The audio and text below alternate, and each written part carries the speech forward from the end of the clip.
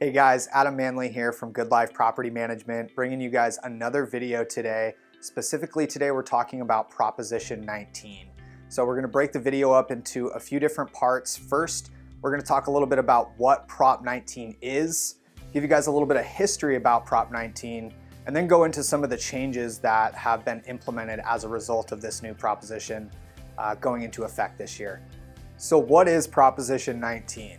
Proposition 19 was a California proposition that was on the most recent election ballot, and it addressed two things. It addressed the amount of times that someone over 55 years old can actually transfer their tax base of their existing property into another property, and it also addressed the way that properties which are inherited from a family member are taxed and assessed. So that is what Proposition 19 is in a nutshell. And to understand how this proposition is actually going to affect landlords and homeowners here in California and San Diego specifically, we need to give you guys a little bit of history about what this bill is trying to accomplish. So to understand Proposition 19, we actually have to take you all the way back to 1978 to Proposition 13. And Proposition 13 limited the amount of property tax that could be assessed on the property to a maximum of 2% per year or tied to the inflation, whichever was less. So that was the original idea behind Proposition 13. It was kind of a landmark proposition that was really designed to help Californians create generational wealth. Fast forward a couple of years to 1986 when Proposition 58 becomes law. And Proposition 58 was an amendment to Proposition 13. And what Proposition 58 did is it created a parent-child exclusion.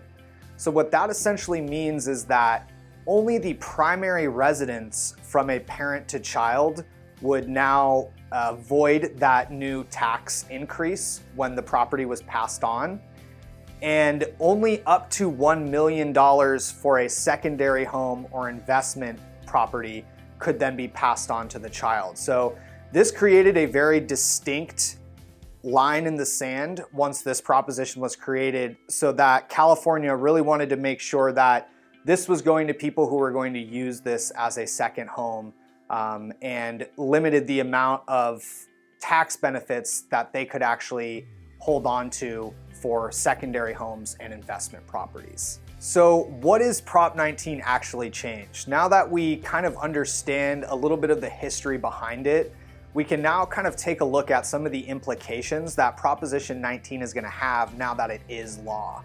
So what Proposition 19 is going to do, it is now going to completely eliminate the parent-child exclusion for secondary homes or investment properties.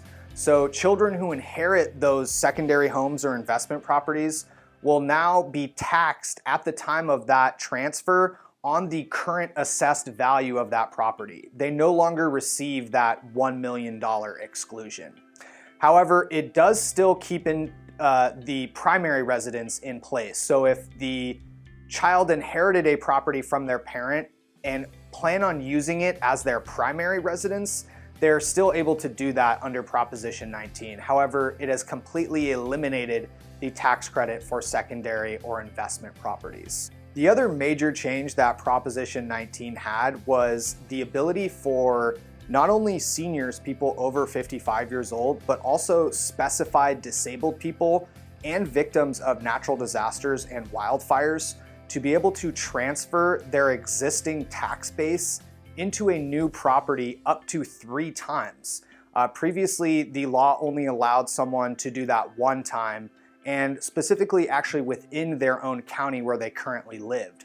So one of the other benefits of Proposition 19 is now, as I mentioned, seniors, specified disabled people, and victims of natural disasters and wildfires will be able to do this up to 3 times, actually anywhere within the state. So that's going to give people, those types of people, a lot more flexibility to do that and keep their existing tax base to make sure that housing affordability is going to remain the same for them in the future. So that's a little bit about Proposition 19, the history about it, and some of the changes that are actually going to take place here. If you want some more information, we're going to include the full blog here below the video. We highly encourage you to read it, comment, and share. Thanks so much for watching, and we'll see you guys on the next one.